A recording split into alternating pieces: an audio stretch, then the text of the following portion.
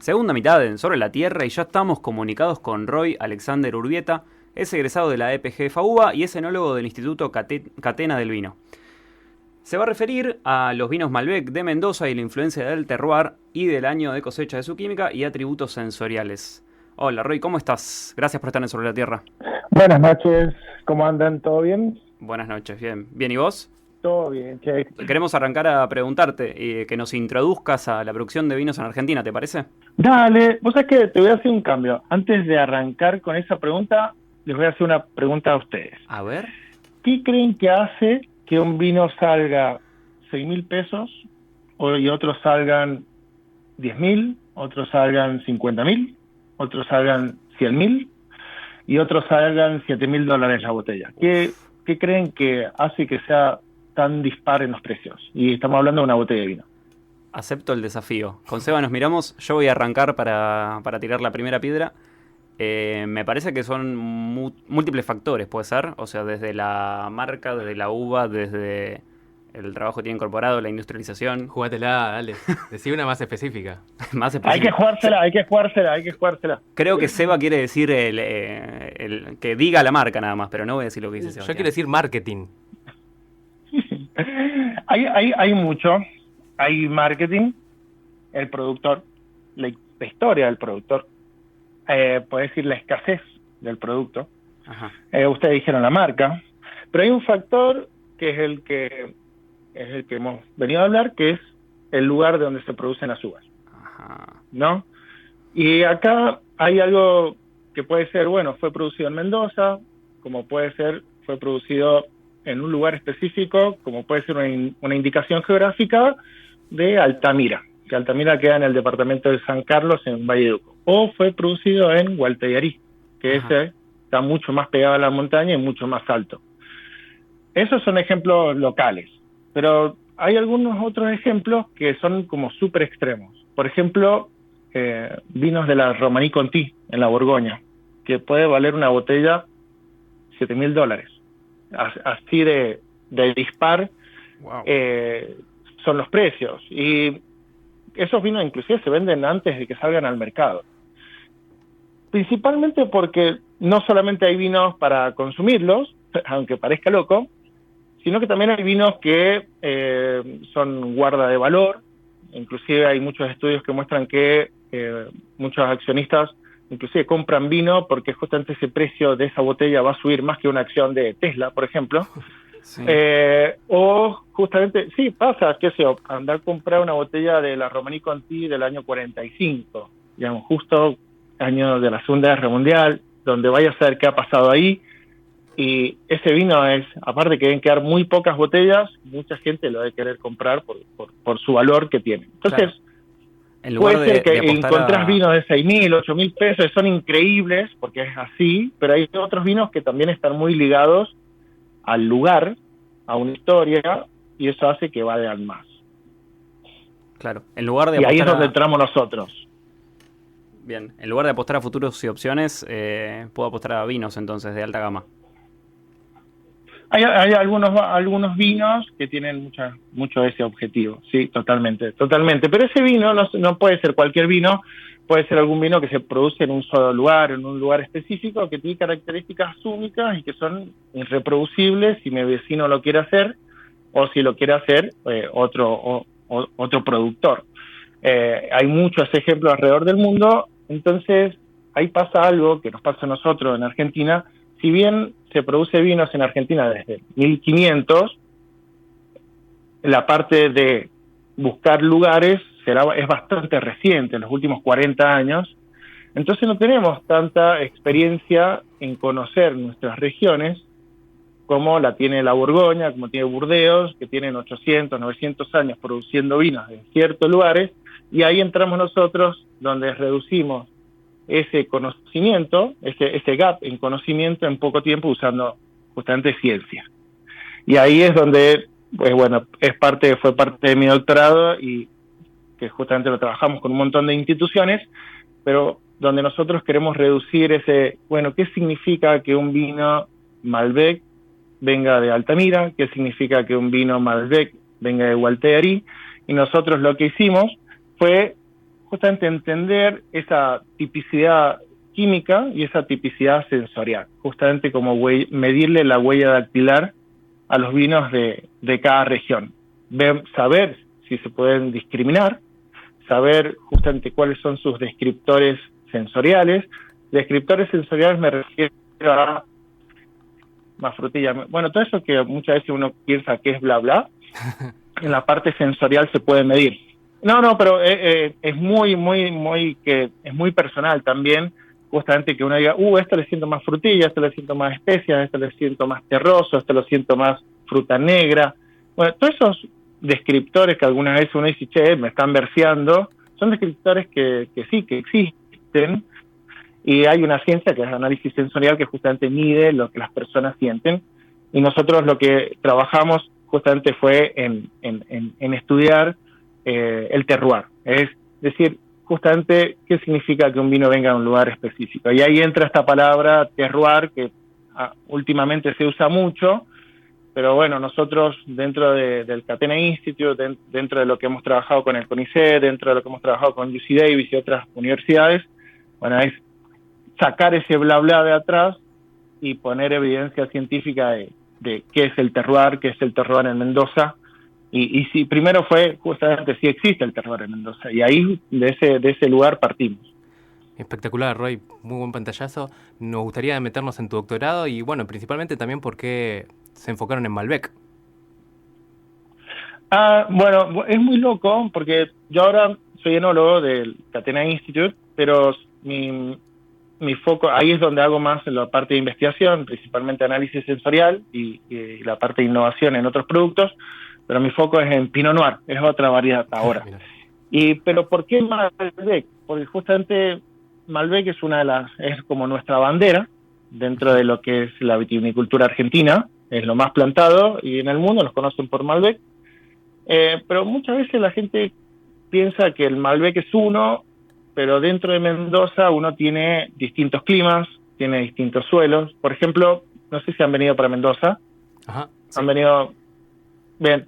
Bueno, nosotros gran parte de Mendoza, de lo que es del río Mendoza para el sur, ahí tenemos lo que es el Valle de Uco, nosotros no tenemos precordillera. Por eso se ve tan cerca la cordillera como una pared gigante. Tenemos lo que es cordillera principal y la cordillera frontal y cordillera principal. Entonces se ve la montaña muy, muy de cerca y después baja para el oeste y se va en menor altitud y justamente bajan ríos y esos ríos hacen que en lugares los suelos sean muy heterogéneos. Pero el clima de Mendoza es vos te vas más cerca a la montaña, te vas en altura, porque te vas más cerca a la montaña y generalmente esas son zonas más frías. Y si vos te vas para el este mendocino, es mucho más cálido. Por ejemplo, en verano, tal vez en Gualtallarí, la zona alta del Valle de Uco, pueden hacer 26 grados de máxima, y si te vas a la zona este, el mismo día, la misma tarde, hacen 42. Entonces, hay mucha variabilidad de clima. Justamente entonces, las plantas crecen en distintas condiciones, maduran en distintas condiciones, y ahí entra mi doctorado, que fue justamente elaborar vinos de muchas regiones, en total 13 regiones, durante años consecutivos, sacando un factor que es el factor enólogo, porque los vinos se elaboraban en condiciones estandarizadas. Una vez que lo hice en el año 2016, 17 y 18, y a esos vinos yo le medía todo su perfil polifenólico, que los polifenoles son, por ejemplo, los que le dan el color a los vinos tintos, los antocianos. Y los que cuando uno prueba un vino y dice, que está astringente o que está áspero, bueno, esos son taninos, son otro tipo de compuestos. Yo le medía justamente los compuestos individuales de estos Malbec, que venían de distintas regiones, que eran elaborados de manera igual, y también le medía la parte sensorial. Eso, el primer año lo hice ahí en la EPG, atrás de producción animal, hay un laboratorio de análisis sensorial, justo con mi codirectora. En el año 2017 lo hice en la Universidad de California, con una beca Fulbright, y en el año 2018, con todo lo que habíamos aprendido de estos dos laboratorios, lo trajimos a Mendoza, lo hicimos en el INTA, y ahí pudimos ver justamente qué perfiles sensoriales tenían cada vino de cada lugar, y podíamos discriminarlo. Y era buenísimo porque conocíamos la influencia del lugar y también conocíamos la influencia de la añada. digamos, cuando uno ve que dice año 2018, año 2019, año 2020, bueno, tiene una particularidad que justamente ese año pasó algo que hizo que fuese muy distinto a otros años. No es que, por ejemplo, el año 2016 fue uno de los más raros para nosotros porque tuvimos mucha influencia del Niño, que entra del Pacífico, y no se regó. No llovieron 1000 milímetros en Mendoza, lo cual fue muy, muy raro. Nos estuvimos 25 días sin ver el sol. Fue un año muy frío, lluvioso, nublado, comparado con la cosecha 19, por ejemplo, fue fría, fue muy soleada y seca. 60% menos de agua comparado con el promedio histórico. Y eso hace que los vinos también de caña sean muy distintos. Entonces, lo que se basó mi doctorado fue justamente en conocer esa huella dactilar que venían los vinos de cada uno de los lugares.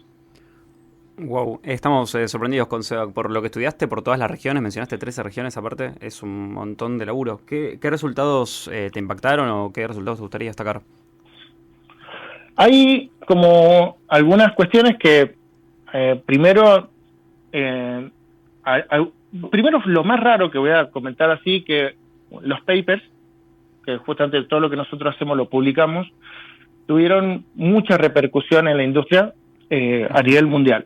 Hay un paper que publicamos en Scientific Reports, que fue en el año 2021, que fue, viste, como uno investigador está en contacto con otros investigadores, pero uno publica, bueno, la parte de investigación, viste, nuestro resultado son los papers. Sí. Ese paper en particular tuvo mucho impacto, porque justamente hasta el momento es el trabajo más grande de estudio del terroir del mundo para una sola variedad. Imagínate que habíamos hecho 400 vinos distintos y habíamos podido discriminar. Por ejemplo, si vos me das un vino de Gualtaderí, un Malbec de Gualtaderí, conociendo con la información que tenemos nosotros, podemos predecir el lugar y la añada, usando, bueno, modelos matemáticos. Claro. Lo cual probaba que el terroir existe. Digamos, dependiendo del lugar donde se producen, donde crecen, digamos, maduran las uvas, donde están las plantas, es un vino distinto de otro lugar.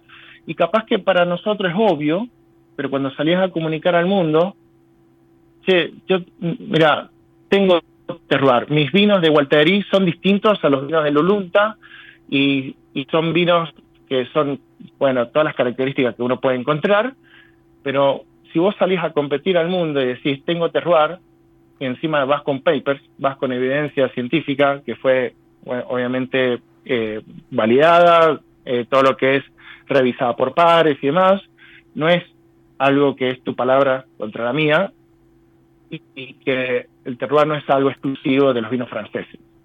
Entonces, ahí entra en juego justamente que es información que la puede usar cualquier productor, y eso impactó mucho porque justo ese paper en particular estuvo en muchas revistas alrededor del mundo. Me escribían amigos, che, estoy acá en la Universidad de Burdeos y estamos revisando tu paper. En serio, buenísimo, mira, viste, bueno, ni idea. Pero justamente eso creo que nos impactó muchísimo y fue como algo muy fuerte, un hito como más como región que más allá de la parte individual y que hay una empresa o hay una bodega, porque justamente hay muchos investigadores involucrados, ¿no? Si bien era mi doctorado, había mucha gente del CONICET, del IBAN, había gente de también algunos autores de afuera, de Estados Unidos. ¿Y en tus resultados encontraste algún aspecto químico o atributo sensorial que te haya parecido como muy diferente entre alguna camada de vinos? Hay un descriptor que fue el más loco que encontramos, que no era la primera vez, pero que lo habíamos encontrado porque todo este proyecto empieza en el 2009 con Fernando Buscema, que él hizo su maestría en UC Davis, pero su tesis se basó en un solo año y comparaba Malbec de Argentina y Malbec de Estados Unidos. Digamos, comparaba dos hemisferios, una añada. Entonces mi tesis fue como una extensión de Fernando. Inclusive yo, bueno, trabajo con Fernando, la idea era, tenemos que validar más años justamente para darle más soporte a lo que habíamos comenzado. Y había un descriptor que nos llamó mucho la atención, que es aroma a roble. aunque los vinos no tuviesen roble. Wow. Aparecían aromas vainilla. Habían regiones como lo que es Lulunta, algunas zonas de Agrelo, que consistentemente en algunas añadas vos probabas los Malbec y el panel encontraba aromas. Che, ¿esto tiene roble? No, no tiene roble, porque nosotros, imagínate que elaboramos todo en condiciones estandarizadas y tenés que reducir la mayor cantidad de variables que afecten todo el proceso. Y justamente la madera, al ser de origen biológico, aunque vos te llegue el contenedor y tengas la misma tonelería, el mismo tostado, hay mucha heterogeneidad entre barricas. Entonces dijimos, no puede haber barricas, y ese fue uno de los descriptores que más nos llamaba la atención, que decís, che, mira, hay regiones, aunque uno no le agregue roble, puede aparecer en algunos años, principalmente los años fríos. Claro, Roy, ahí lo que hacías igual era perfil, dijiste modelos matemáticos, pero dijiste perfil químico, y bueno, también imagino que tendrás que haber probado un montón.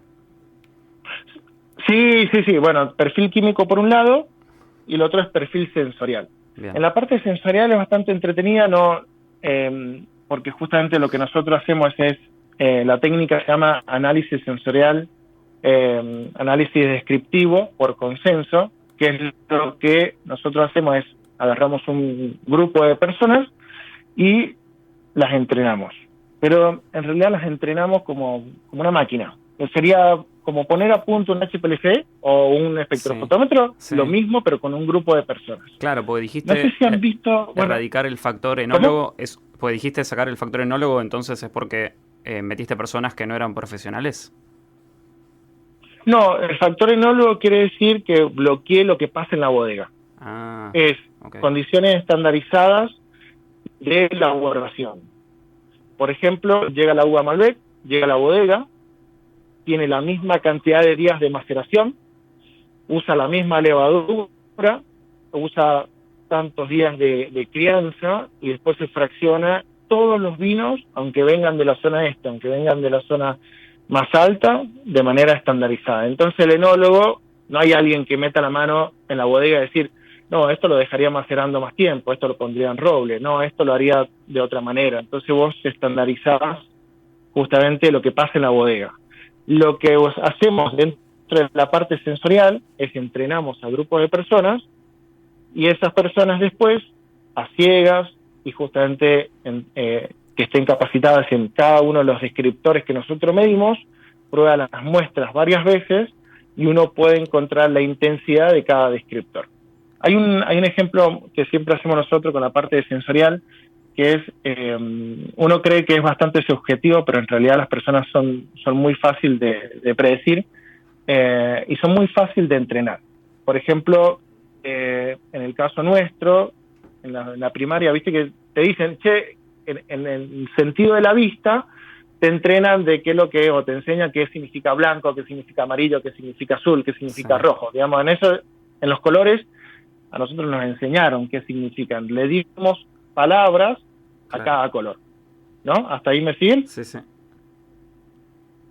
En el caso de los aromas y en el caso de los sabores, nadie nos dijo qué significa cada cosa. Digamos, lo fuimos aprendiendo de la vida. Es la canela, tal vez la encontrabas en el arroz con leche de la abuela, o lo encontrabas en un moca, o lo encontrabas en tal comida, pero nadie te dijo, esto es canela, esto es manzana, esto es frutilla, esto es durazno, esto es naranja, esto es, ponerle más, inclusive más difícil, esto es flores blancas, esto es flores azules, esto es violeta.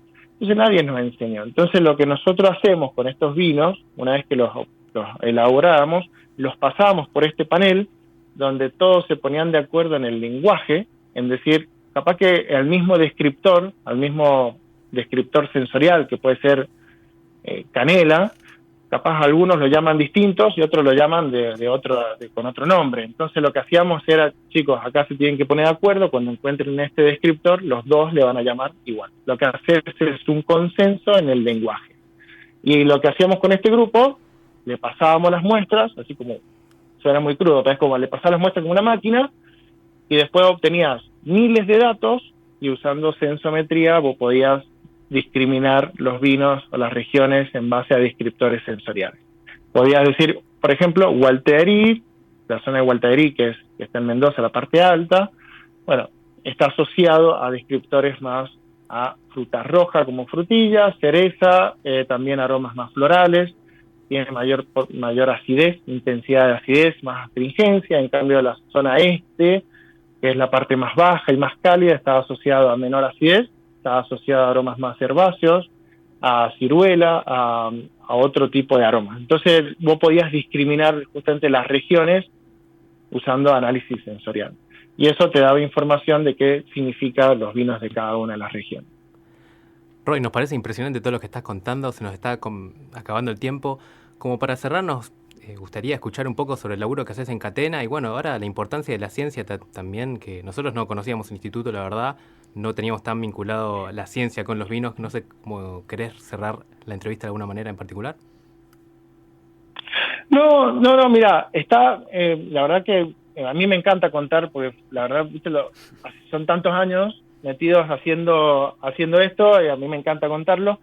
Hay algunas cuestiones en Catena, bueno, yo trabajo hace 19 años, digamos, desde los 18, y ellos apuestan mucho a lo que es la ciencia. Justamente Laura Catena, ella es bióloga y es médica, entonces cada cosa que vos preguntás, te preguntan, tenés que ir con respuestas que tienen evidencia. Entonces, hay mucho dentro de la familia que se basa en la parte científica.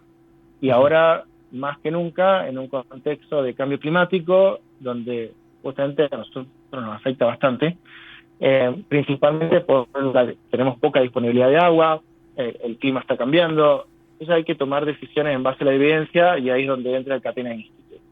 Hay muchos trabajos, uno es que nosotros, que le estaba contando, del terroir, que está más que nada vinculado al lugar. Ahora, justamente lo que estamos trabajando, que sería como una especie de postdoc, es en el tiempo. Imagínense un gráfico con dos ejes. Nosotros siempre estuvimos estudiando el eje lugar, y ahora lo que nosotros queremos estudiar es qué pasa en el tiempo. Esa huella dactilar que yo les comentaba de Gualterí y de Altamira, bueno, ¿cuántos años se mantiene? ¿Y qué quiere decir que un vino añeje bien o no añeje tan bien?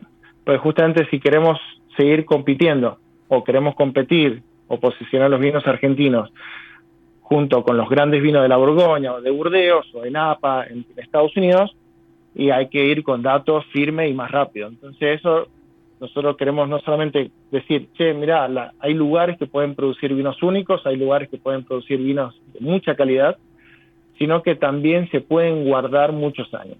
Y ahora ese es lo que estamos trabajando en, bueno, ¿cuántos años podemos guardar un vino y que siga manteniendo con un buen añejamiento? Así que ese sería como mi especie de postdoc, que bueno, justo lo que estamos trabajando es el martes próximo, vamos a hacer una degustación en Burdeos, así que tengo que partir para allá, y el jueves hacemos una degustación en Londres, porque justamente lo que queremos saber es no solamente la influencia de si un vino añeja bien, sino la diferencia cultural. Bueno, ¿qué quiere decir un vino bien añejado en Londres? ¿Qué quiere decir un vino bien añejado en Burdeos, en Estados Unidos, en Brasil? Lo hicimos en China también, y con toda esta información nosotros vamos a poder saber cuánto tiempo podemos guardar un vino argentino. Así que ese es como el paso siguiente de este trabajo, que es el entendimiento del lugar o del terroir. Muy zarpado, Roy, todo lo que contás. Espero que a la vuelta de este estudio, de tus viajes, nos escribas y vuelvas, ¿sí? Te agradecemos mucho por estar en el programa. Bueno, gracias a ustedes. Espero que se haya entendido, ¿viste? Sí, porque yo hablo, sí. pero... Quédate tranquilo que sí, se entendió todo. ¿Sabes? Se entiende mucho mejor que una copa de vino, así que eso es seguro. Nos tenemos que ver en el estudio, entonces. Eso es seguro, con una copa de vino se entiende mucho mejor. Pero bueno, la próxima estoy allá. Dale, tengo que ir para Buenos Aires, así que los voy a visitar. Perfecto, dale, trato hecho. La próxima te esperamos acá. Gracias, vamos a un corte y volvemos para más sobre la tierra y el cierre. Chau.